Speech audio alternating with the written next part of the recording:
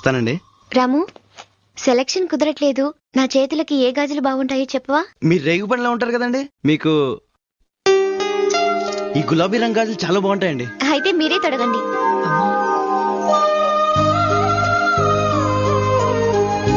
నా చేతులకి ఏ గాజులు బాగుంటాయో చెప్పవా? మీరు రేవు పండ్లా ఉంటారు కదండి, మీకు ఈ గులాబీ రంగు గాజులు బాగుంటాయి. అయితే నువ్వే తొడుగు.